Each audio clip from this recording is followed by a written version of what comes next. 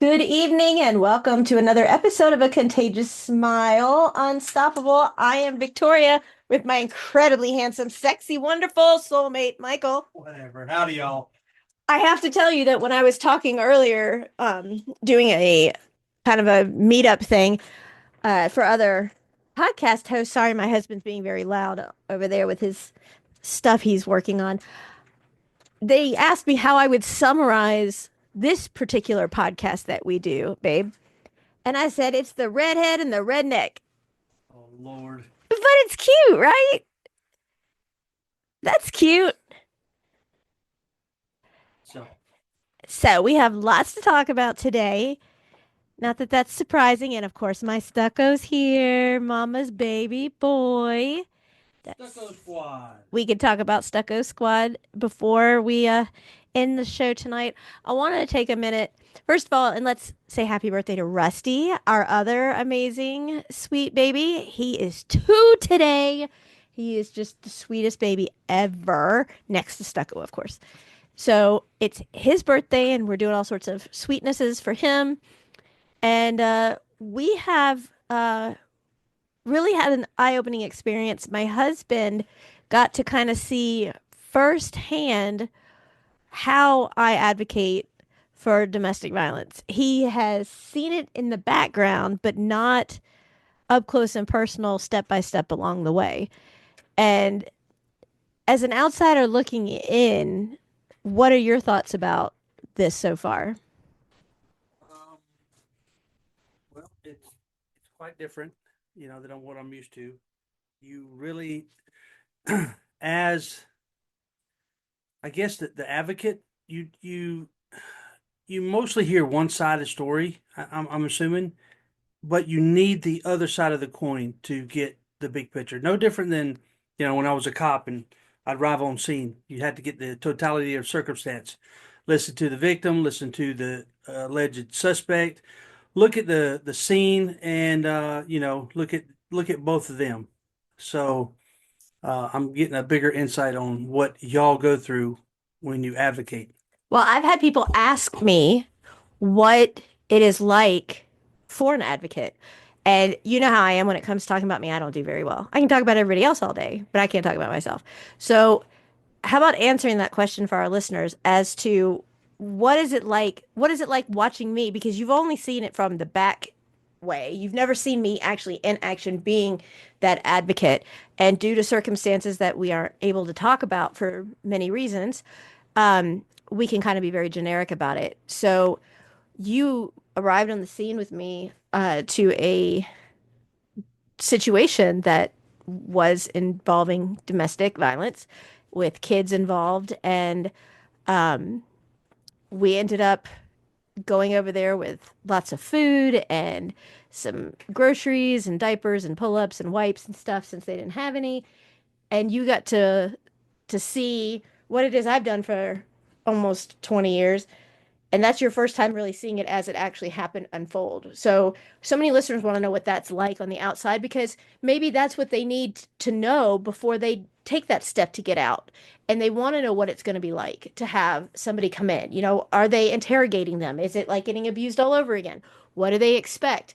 So you can use me as the dummy here and say what you've seen for, people who want to know. So maybe they can make that intelligent decision when they're ready that they know that they're safe and they can get out. So, number one, you are far from a dummy with 3 doctorates. Oh my, whatever. Carry on. Go ahead. What's wrong with having 3 doctorates? I don't have any. You have mine. You have me. I have you, yes. So, folks, whether you're the survivor at the time, you know, or you're the alleged suspect, abuser, we, especially involving kids, those who advocate the judge and especially the judge, they're going to want the kids' best interest in mind. They're going to always put the kids first. Okay, unfortunately, from what I've seen in law enforcement, the law tends to believe the female because usually that's the first person who calls. Okay. Now that's not always the case. And in this particular case, um, we're seeing something different. So yes, my wife is a fierce advocate when it comes to the kids, and she's all for the kids. She's all for the survivor too, when the survivor is correct. Okay. There's cues, there's warning signs, there's inconsistencies, in folks' statements that will allow us to determine, you know, who is the abuser and who is the survivor, the victim at the time. Well, not to interrupt you, but You also, can interrupt me. oh, thanks. But you can come right back here in just a second. But also, what a lot of people need to realize is that a lot of times women, especially, don't want to go to the authorities because they say, I don't have any proof, or it's a he said, she said, or I have no marks on my body. These are all factors that make them decide that they're going to stay. And that is not something that they should do. And that's a big deal, is a lot of times, like even men, they're like, well, I have no marks on me, or um, she threatened me, or whatever the case may be, but there's no proof of it. So it becomes a he said, she said, and it becomes a huge, huge ordeal because the law enforcement gets involved, and then do you get a TPO, and then you got to go to court, and then if there's a kids involved, then are you doing a separation? Are you doing a TPO? Are you going through a divorce at this point? Are you going to go through and have a contested divorce or a non-contested divorce? And what about the placement of the children? And all of these are major factors that go into place. And having a domestic violence or a special needs advocate, if you have a family member with special needs that is being affected by domestic violence, I am here to tell you it makes a world of difference. I mean, what do you think? I think, Yes. because we go through so much training, and you really do see things that the average Joey bag of donuts, as my husband calls, would not see. And like my husband said, he was a cop for 13 years and Air Force and everything else. And when I started explaining and he started seeing things firsthand, he saw how I worked exactly, like how you are involved in these and the things that most people would overlook and not even recognize because they're just common things are actually huge, huge flags for us to really know what's going on. So, can you kind of tell everybody? Because I've had people write and want to know what to expect from an advocate. We can use the situation that we've been in all weekend without giving, specifics. Um, like, what did you witness as myself advocating? What can someone who's never had to deal with an advocate before expect? So, folks, if and when you talk to an advocate, okay, listen. Just like any trained professional, they know their job. They see things that you're not privy to over the many months and years that they've been advocating. Okay. It a lot of times, folks try to snowblow the police officer and tell me something different about this traffic accident when I can look at the position of the vehicles, I can see the damage, and I can tell you exactly what happened without hearing from you the lies coming out of your gullet. Okay? So just be truthful and tell them exactly what happened. Okay? Don't leave nothing out. What you might think is minuscule may be the key factor in winning those kids. Okay? So, Right, but I guess what I'm looking at, so many people were asking what to expect from the advocate from inception because they've never had an advocate for them. And because of that, they don't know what they do and what they don't do, what to expect. Like, for instance, over this weekend course of events, the sheriffs were actually called. And so at that point, like what did I do as an advocate? So the people can understand. People are like, I have no idea what's going to happen. I have no idea how to or what to do at this point or expect it. What can I expect to happen? So how do you answer that? so the advocate goes before you and the police officers, the judge. Okay, they're intermediary between those two, liaison, if you will, and they advise them on what they have obtained as far as fact, circumstance, evidence, if that, and that way it kind of sums up to the officer, hey, this is the meat and taters of what you're going to get.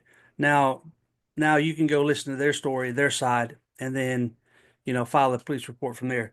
But this is the gist, and I'm here to assist you and in the investigation. But yeah, that was something exciting.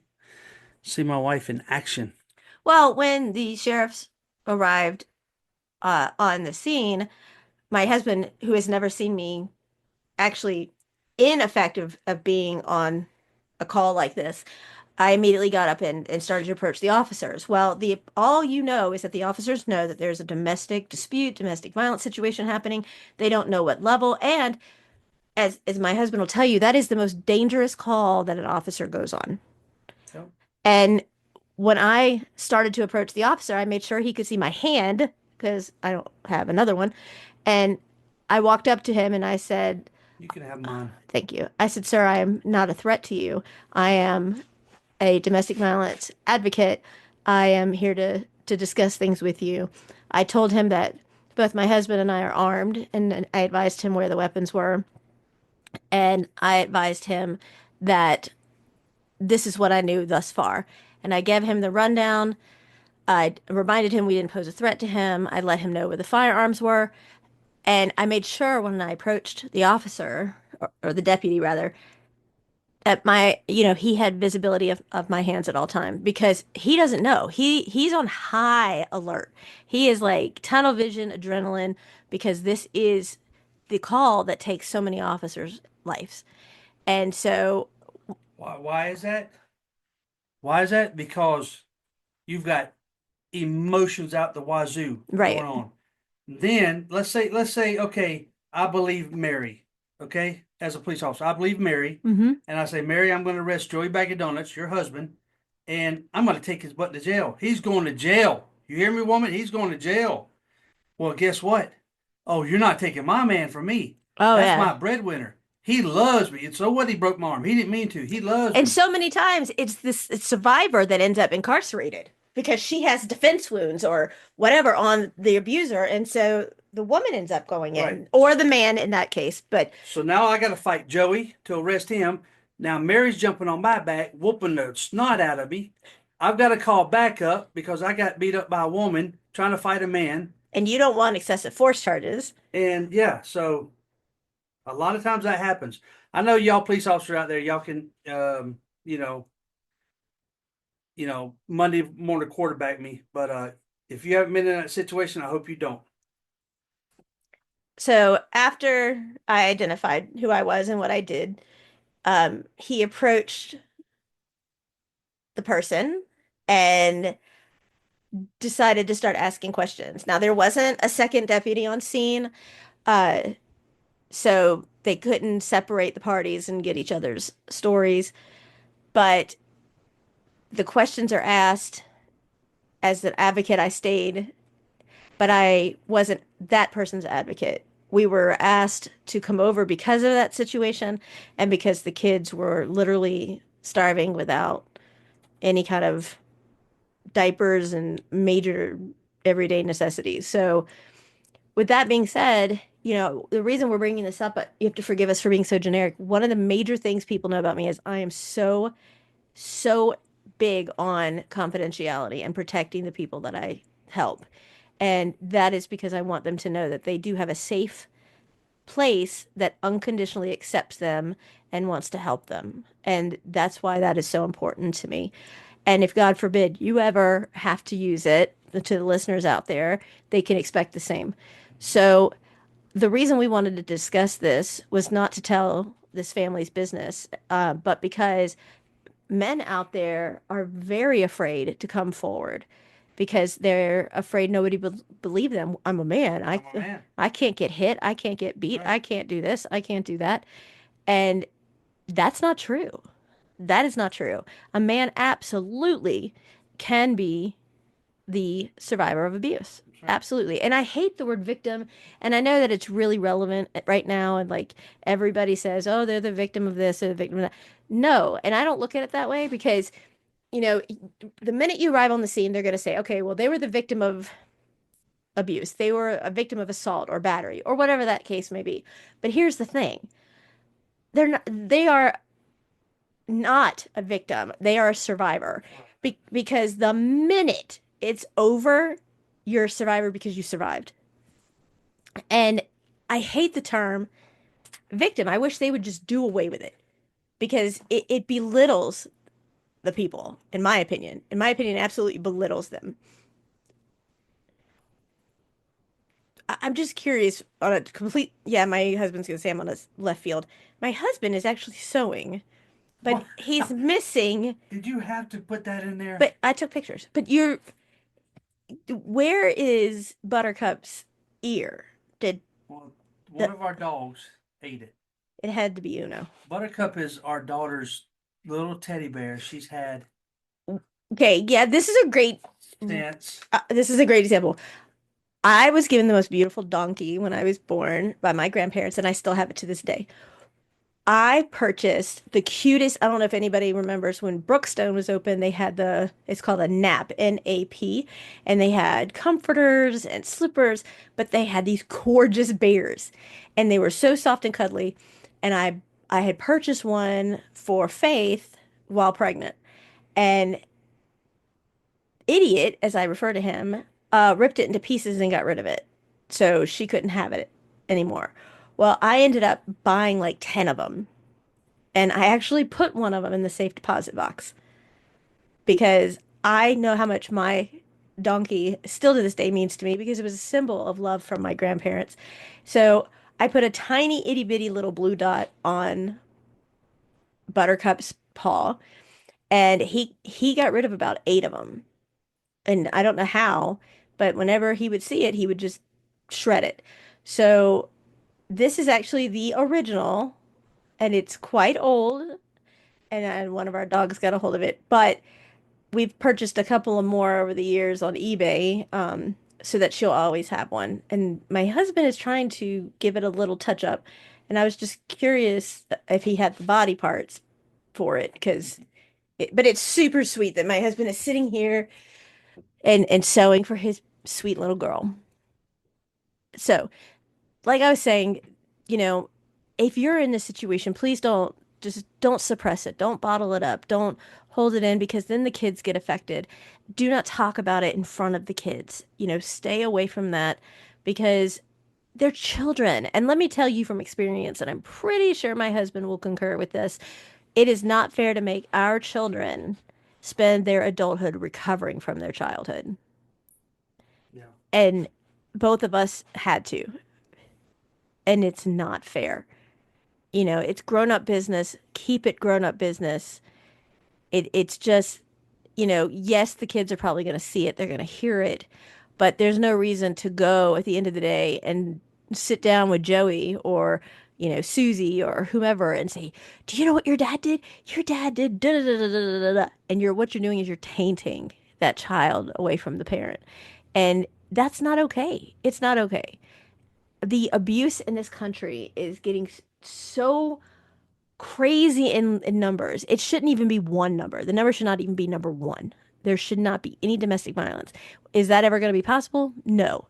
But we damn sure should try to stop the violence. Break the cycle. My husband and I both broke the cycle. If you brought Faith in here right now, she'll tell you: one, I've never spanked her. Two, I've never hit her. Three, I've never popped her hand. Four, I've never yelled at her. Five, I've absolutely to this day can say open-heartedly that I have never said anything to her that I regret. Like, for instance, if she says something that hurt my feelings or did something and tried to upset me, I would have said to her, and I know I've said this to her so many times: Faith, I love you with all my heart. I asked you to complete your schoolwork. You chose not to complete your schoolwork. So you chose not to have movie night tonight. And so I say to her, or now with her phone, "Hey, you chose not to get your book report in on time, and you had a week to do it. So since you chose not to get that done, I am not taking anything away from you. You are choosing to lose your phone until it's completed." And then they realize that there is consequences for their actions. There's a reaction to the action. And I have said that time and time again. Growing up, I used to hear all of the times, you used to turn heads and now you turn stomachs. You're nothing but all scars. You're Freddy Krueger and the Elephant Man had a baby together. I wish that I had miscarried you. These are things that I heard as a young kid, and those aren't things you forget. And so I'm so consciously aware of what I say. Even, my husband and I, after 25 years, have never had a fight. I would say we had one disagreement. And even then, I couldn't say anything hurtful to him. In 25 years, one disagreement, I think that's amazing. But I couldn't say anything hurtful to him because just because you're in that moment, when you are in that moment, take a minute, step back, and realize this is your person. And in a week or a month, is it really going to be something you remember? Or, you just let it go and forget it because a million and one factors are at play? Is it worth destroying someone's self-esteem, self-worth? No, it's not. You don't do that to people you love. You just don't do it. So I'm going to let my husband speak for a minute because he's too busy sewing and he needs to participate in this redhead, redneck podcast. Come on, babe. No, carry on. I think I've said my piece. No, nope, no. So listen, okay, y'all, your friends, your family, your neighbor. You see something, say something. Okay. Hey, man, what? I ain't seen you. You lost some weight. That's a sign right there. Yeah. Your eyes are red. I know you don't. You're not smoking or anything, but are you tired? Are you not getting any Why sleep? are What's you keeping you up? why are you so tired? You look haggard. You know. Gerd. Ha ha ha. And vice versa. For the females, just ask. Hey, is something going on, man? And they may tell you. They may break down. Us guys, we are stubborn. We don't want to talk to anybody about it. But sometimes when it's just us bros, we may let it out. Yeah, man, that filly of mine. Oh, now you calling my wife a horse? No, um, I'm just jaw jacking y'all. So you see something, say something, ask. You may save somebody's life. You don't know. Um, so I know my wife has got things about her book that she's published out there on Amazon called "Who Kicked First" by Victoria Cure, and somebody actually wrote her and said, "Your book saved my life." Now, how awesome of a feeling is that to know that your story that you shared saved someone's life or helped save someone's life? That's freaking awesome. I mean, that's worth 10 years of bookmaking right there. So, How about talk to the guys? Because we talk about it all the time, but we don't specifically direct the conversation to men.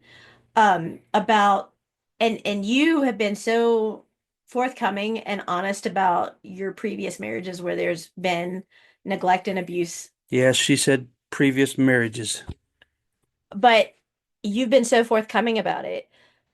Talk about what it's been like as a thriver from getting away from that and that you can have a good life. Like, what has that been like in the transition to now so that people realize there is a beautiful light at the end of the tunnel? They don't have to settle and stay. Yes. So my abuse was mostly verbal and emotional. Okay. I was a sole And bre financial. I was a sole breadwinner. Yeah, she did spend a lot of money. Um, so I got kind of browbeat. And as a man, you don't want to just go up and say, "Hey, man, I got whipped by my woman tonight." Well, what'd she do? She hit you with a 2x4? No, she nagged at me, yelled at me, and all this. Well, that's not too manly. And society has dictated to us, "Hey, man, you're supposed to be a man. Take it like a man. Don't sit there and whine and complain." Um, but like I tell all these guys, I said, "Man, there's only so much we can bottle up before we implode or explode." So I had a hard time coming forward and admitting that, hey, I'm in an abusive relationship. I would tell people, "Oh, that's just the way she is," for years. And I would just smile and laugh it off. And, I I would go home miserable. I mean, I could not wait to go to my 16-hour job in 150-degree heat because that was more pleasant than going home. And if y'all are there, you know what I'm talking about.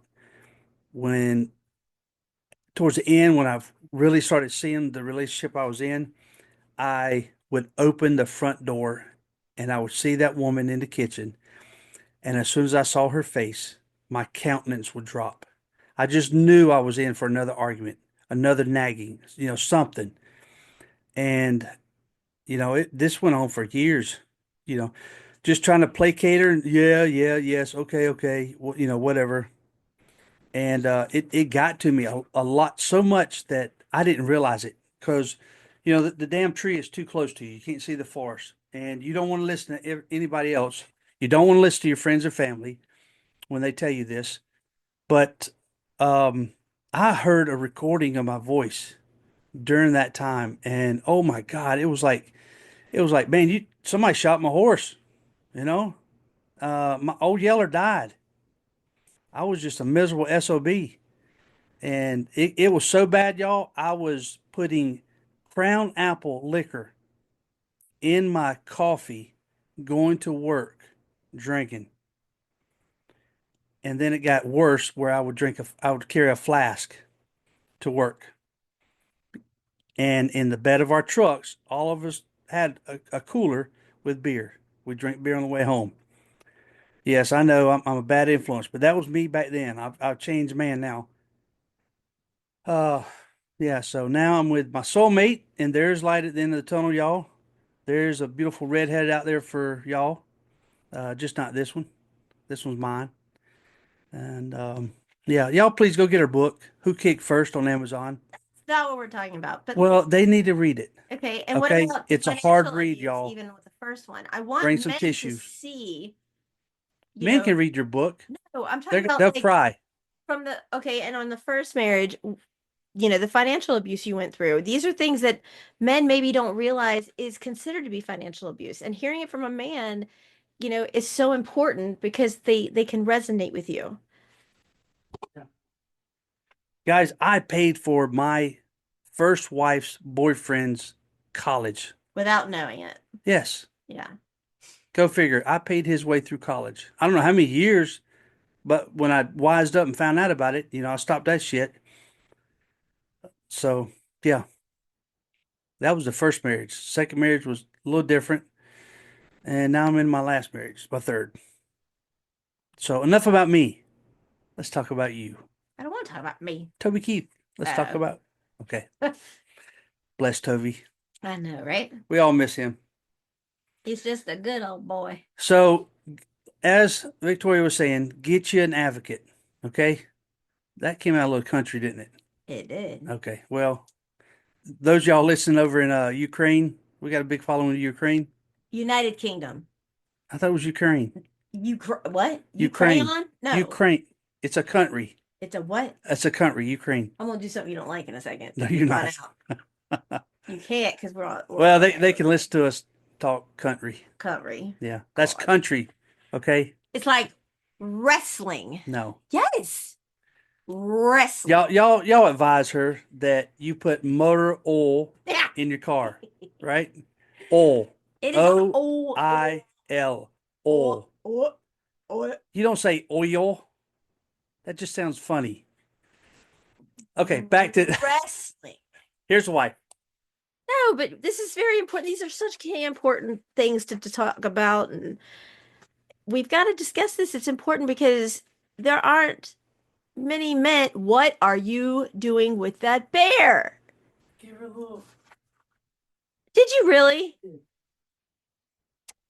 My husband. You know what? He don't want me to tell y'all how soft he is, but I'm not soft. I'm a man. I got hair on my chest. you did until you pulled. Oh! Let's go. Yeah. Okay. Okay. No. This is very important. This is so important. So on Monday, we got to go to a little bit of a lighter note. On Monday, as we all know, because we've been talking about it, don't you walk out or I get really open with this. My husband got his pooper scooper clean. He had to get the pooper scooper. So, of course, Faith. Now, first, let me back up. I'm always early. I'm ridiculously early. So he had to be there at 10. I said, we are leaving by 8 so that we make it in plenty of time. No, no, no, no, no. We get there 8 minutes prior to beginning of the actual non-surgical, non-invasive procedure, That's which, good driving, y'all. yes, I drove there. Then Wait, we, I drove there. no, you did not. Oh, well, that's good planning on my part. No. So Faith asks the team, is this surgery? And they all said, absolutely not. It's a non invasive procedure, it's not surgery. So Faith, as you all know, is a little prankster, to say the least, with her father. And my husband, by the grace of God, has never had a surgery and never known what to expect. And so Faith is like, "Oh, I'm old school at this." So he's laying there, and they have a nasal cannula, which for the life of me, I don't know why. And they said, "Okay, well, let's talk about what you want medication wise before you go back." Faith is like, he doesn't want Versed. Why? Because Versed gives him temporary amnesia of the event and he won't remember any of it. So Faith is like, no, my dad needs to remember every single bit. Now, there's a part of this I don't think you know. And now I can tell you because I know you're going to react. I love his reactions. So, what are you doing? I love that reaction. So I know he doesn't know this last part. So then they're like, well, we're going to give you propofol or fentanyl. And she's like, no, he doesn't want any medicine. And they're laughing. And she's like, no, he does no, and no propofol. And they're like, okay, we'll give you a baby dose.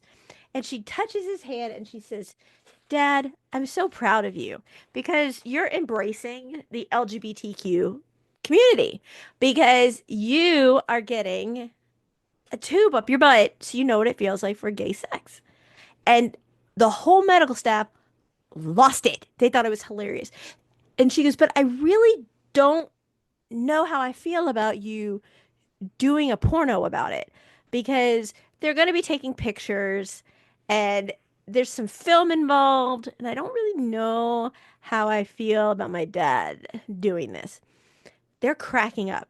So as they're getting ready to walk you out or wheel you out, ready, Faith tells the nurse, do me a favor, no lube on the cube stick.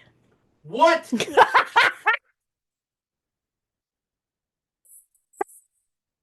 What? Oh, that little stinker. Yeah. So that's what and I thought the nurse was going to pee on herself. She was laughing so hard. And then when he gets back, they're like, you got to drink something. I don't like the cranberry apple juice. It's horrible. I don't want it. You got to drink something. Don't be difficult. Just drink it. No, I'm not going to drink it. So then the next day, we can now talk a minute about narcissism in the workplace. So the next day, I have to go because this is how we roll. I have to go get a very different, I guess you could say, different type of 2-tier procedure done because they cannot put me in an MRI machine because of my metal. And the metal could burn me internally, right? So I'm supposed to go for this whole like 2-step process, surgical, whatever. We get there and they're like, go to the information desk, go to registration. They hand us one of those buzzy things they give you when you're waiting on a wait list for dinner, right? You can't eat. So they're like, you can't eat after midnight, can't have anything to drink, yada, yada, yada, right? So I've driven over 2 hours in traffic. I am a redhead. I've had no caffeine. I don't care about the food. I'm fine with that. I had no caffeine. And now I'm bouncing like a ping pong ball all around. So they're like, oh, you need to go to the heart cath lab. What the hell am I going to the heart cath lab for? Right. So we go, and this is another perfect example of how you can explain how we advocate. So I go there. We don't have you on our schedule. What? I show them on my phone where I'm scheduled for all this. You need to go back to the information desk, go back to registration, have them re-register you in, and we'll see if we can put you on the calendar. Narcissism. No, the charge nurse. This is how you started the conversation. Yes. So then we go through this whole process, and they finally take me back after we're running around everywhere. And we go back. I go back into a Bay Area because it's like pre-op and post-op, and it's all like little areas. And then you have the nurses station wide open in the middle. So they come in like, oh, we got to start a line on you. And I'm like, for what? It was ordered by the charge nurse. We got to start the line. Okay. So don't drink all that. He made this awesome coffee and I thought he was going to share some with me. And like it went from a solid 16 ounces to like two. So anyway, so they start a line, which they weren't successful for at first. And they come in with a scalamine patch behind my ear for nausea. And they're like, we're waiting on pharmacy to bring you up your meds. I'm like, why am I taking meds? Well, you were ordered. These were ordered for you. So I'm wondering why we're, so behind in scheduling and everything else. And I asked to talk with the charge nurse. And the charge nurse comes in and what adjective do I even want to pick, babe, for this? Um, I don't even know. Stuck up bitch. That's an understatement. So she comes in the room, rolling her eyes, crossed her arms, very rude and disrespectful. I never raised my voice. I didn't curse, nothing.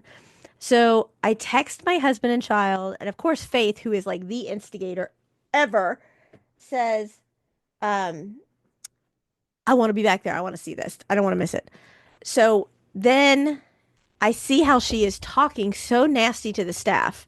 And you can see how the faces of these sweet people is just getting washed out. And you can also tell by their mannerisms that it's not a one-time thing. Like these nurses are reacting to the constant belittling that's coming from this, whatever, charge nurse, if you will. So I asked her to come back again. And she comes in worse the second time than she was the first. And I was like, what are we waiting on? And she's like, your medication from pharmacy. And I said, for what? And she goes, you have to take it for nausea. I said, why do I have to take it if I'm not getting any medication? I'm doing this, without any sedation. And she's like, oh, oh. And then I said, can I just ask you a question? And I am still maintaining my composure. My volume is at the same level. And I said, why are you so unhappy? And she looked at me and I was like, you're not the patient. I am. The person next door to me is. We don't know if we are um, about to get diagnosis that our cancer's return. We don't know if we get a diagnosis that we need, heart transplant. We don't know, and I don't care how many surgeries you have, 1, 5, 10, 500. It's still scary. And you come in there and I was like, am I taking you away from doing something? Because you look like you do not want to be here. And I said, you know what? I want to talk to your boss because I'm one of these people that believes in complimenting and praising when it's due. And I had the best staff. I had two They're awesome. nurses. I had two nurses that were 5-star. And I was like, they need to be teaching classes. And I want to get them nominated and rewarded. And, they need recognition. And she's like, well, you can leave it with me. And I was like, yeah, about that. No. So she tells me the name of her boss. And I was like, that's not the name I got. And she goes, well, how did you get a name? And I said, well, I asked my nurse who I would talk to praise them for how amazing that they've been and how they've gone above and beyond. This is not a job to them. This is a calling. And they gave me a different name. And so instead, she gave me some intern name. And I said, I would like to talk to her. And she was just snotty as all get out. She walks away from me again. And I asked her to come back. And then I am told that she will be waiting on me when I return from my procedures an hour or whatever later. So I'm getting ready to go back.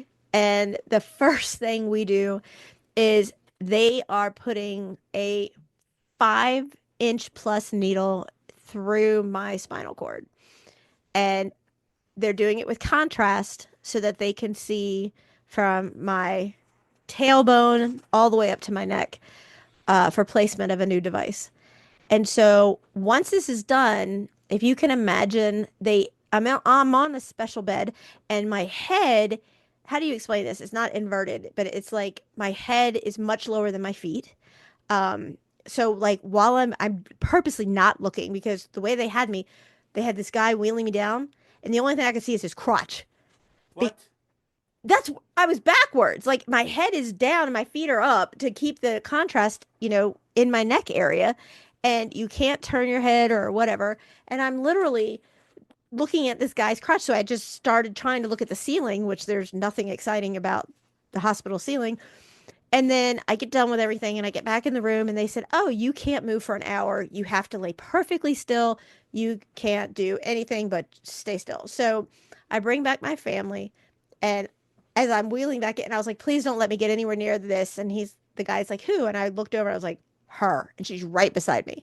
And I said, where's the boss? Oh, what'd she say? Oh, she here. And I was like, is she here on campus? Is she here on this facility? Or is she on her way here? She was doing everything she could not to have her come speak to me. So, as my husband can give information about how I advocate, what happened when the boss came in? How did the advocation take place? That was very thorough and long-winded there, Victoria. Thank you. Uh, y'all wake up. What? I think you might have put some folks to sleep there. That's rude. No, I'm just being honest. You know how honest I am. It is what it is. I'm non-tactful as you drink the rest of my coffee. My wife bit that woman's head off. Okay? Okay, go ahead. That's an accurate statement there. Mm-mm. She bit her head off. The lady was in tears. The charge nurse was in tears prior to leaving, prior to the her boss coming back there. Then when her boss did come back there, and my wife thoroughly explained again exactly what happened. Um, she brought the charge nurse back, which apologized to my wife, and again was in tears. But hold on. When you say I bit her head You off, would bit her you head give off. a little more explanation? Did I raise my voice? No, she was so disrespectful to her staff, right? And obviously, it was like she started this conversation narcissistic. She In the workplace, yes. obviously browbeated, bullied, badgered, whatever adjective you want to use to But her I need you staff. to clarify because you're making me sound as if I was just the same to her. No, Because you're you said I not. bit You're her head pointing off. this out to her boss. Right, but You're pointing it out from your perspective to her. Hey, I see what you're doing to your staff, and it I did I raise my voice? no, and it may affect me because you have affected them, and they may not do their job properly. They may stick the wrong thing in me. No pun intended. Right. But if you say something bad to someone, it trickles down. You know, if it, let's say as a cop, all right, for 13 and a half years, if I had a fight with um, the wife, or if something bad happened to me at the home life, I'm going to take that shit to work with me, right? So now I've got all these suspects out there. I may take it out on them. It's not fair to them. I may take it out on somebody I pull over for a tag light out on their vehicle. You know, oh, you got a tag light out on your vehicle? You're not wearing your seatbelt? Oh, Improper lane your change. license expired yesterday, right? You didn't have time to go get it? Oh, there's 3 tickets right there. Happy trails, you know? And it's just not fair. So my wife was right to point out to her boss, yes, you were right. I said it. Talk about that. I mean, I don't want the listeners to come across and write to us and be like, oh, so she bites their heads off. What makes her no different than any No, other you narcissist? pointed it out. But I did it with It was very tactful. no voice raising, Right. no cursing. Correct. You were laying down the entire time. Yes, under no There sedation. was So I no don't want people security to guards think called. Right. that. But my wife was very on point about this, and I was protecting my nurses. I like was, like we said in the beginning, if you see something, say something, or that shit will continue. I promise you. and the whole nursing staff that was on the floor Oh my were God, watching. they thanked us. They were like, thank Right. you. And they were fist popping and high fiving. And they were like, somebody needed to do this.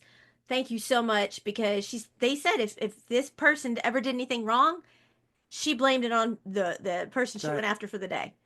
And so they were always afraid to say something. And I wasn't. But it was the delivery of how I did it, you know, for the supervisor to even be like, yeah, you're really good at this. You should do this for a living. And I didn't say anything, but I was adamant that, if they're going to be accosted in front of other people, then they need to be apologized to in front of the same people. Right. And I said, take them into a different room and have an adult conversation. They're still a human being. If you're the charge nurse, they are representing you and you need to be treating them with respect and I told them, I said, let's just say I was a heart patient and you just chewed out my nurse. And she is a human being and she's in her mind thinking, why did I just get screamed or yelled at like that? And then literally comes in there, and for that 30 seconds that she's being a human, go into cardiac arrest or whatever it could be, Right. and people could say that's so way out there. No, I'm in a post-op room from in the heart department, you know, that it could be catastrophic at that point. So when I'm getting ready to wheel out, everybody was like, I want to take her, I want to take her, I want to take her. And I had my tech take me, who was fabulous. And he and I were coming around the corner, and there is the charge nurse chewing out my nurse again. And so I looked and I was like, what? And I said, the chargers didn't look at me again, say, I'm sorry, hope you feel better, kiss my royal butt, not a word. And I put my arm out to her and I was like, this isn't over by a long shot. And I made sure that the supervisor knew. I said, this came to me by no one. No one asked me to come talk to you. This is out of my own fruition because it is our care that is the number one priority. And this hospital's image is already getting tanked. And if you want, I'll flush it because I'm not playing around. These people go above and beyond. I know how medical staff works, and these are probably, if not the best nurses. And I said, it takes 2 minutes to compliment someone on a job well done. And then they realize I am doing what I'm meant to be doing.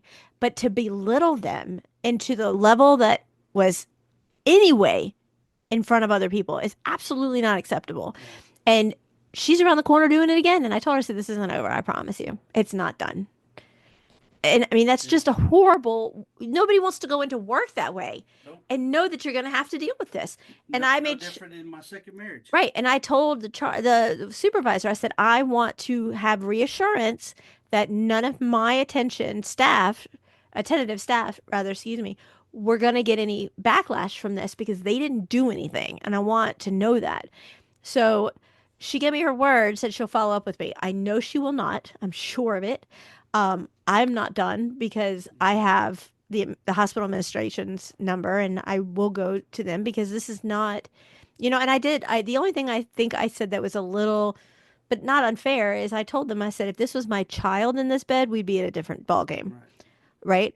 And the thing is that take a minute and imagine that's you in that bed, right? How would you want to be treated, right? And it's just mind blowing how some people are just like watching the clock. Can I go home yet? Can I go eat yet? I don't want to be here right now. Think of how we are laying in that bed with the unknown. The unknown is a mother trucker. See, that's my new word, mother trucker, because you're not taking into consideration what we may or may not be facing. And as my sister from another mister says, and the whole time this is going on, Faith is texting Aunt Dana saying this is what's happening. And Aunt Dana and her are just having the best time back and forth, back and forth. And Aunt Dana told Faith to call her a twat waffle. And so, yes. And she's, Thanks, Dana. yeah. So it's, yeah. And New word in her vocabulary. because she needs a few new ones. So at the end of the day, it doesn't seem like we can get away from narcissism anywhere we go, work, home, extended family. And that is why I am so grateful. My husband said the other day, I am so unbelievably grateful for my wife and my daughter because in our small little family here in our home, there is no drama, there's no bullshit, there is no, he said, she said, if there's a problem, we sit down and like work it out, talk it out. But this is a drama-free zone, and it's just sad because you can look at somebody walk by and you can see this was something that they endured on a daily basis, and that's not okay. So, as I close this out, if you're in the medical staff, Who took care of me? click on our website. Click on our website, contact us, shoot us an email, and come on our show and give us some examples of what we just talked about, and maybe the outcome, pros and cons. If you agree or disagree, we'd like to hear from you. If you'd like to come on our show, click on contact us and shoot us an email, and we'll see about getting you in here as soon as possible. The wife is pretty booked up, and she keeps taking on more jobs and cases. Not to mention all of the dang courses she's writing. I swear she writes a course a day for our podcast powerhouse and our stucco squad that is new. And there's a lot a lot coming out with that, and we'll be doing a lot And in how May. about the Safe Haven Phoenix Center? Talk about that for a second. You talk about that. No, the Safe Haven Phoenix Center is the part of the academy that is for survivors of abuse. And it is a place where you can start to rebuild yourself and your journey. Stucco is saying hi to everybody, being just as sweet as he can be, such a good boy. He's the sleepy boy. So I'll let the dogs out. I'll let y'all go. And thank you for listening to Unstoppable with the sexy Victoria and Michael and Stucco sitting here helping us out. The redneck and the redhead. Be sure to pick up her book on Amazon called Who Kicked First. If you type in Victoria Cure anywhere, she's everywhere, y'all. And the Narc Narc who's there. Narc Who's There. That's the prequel to her first book. So type in Victoria Cure. That's Cuore. Okay. Bye, y'all. Talk to you later.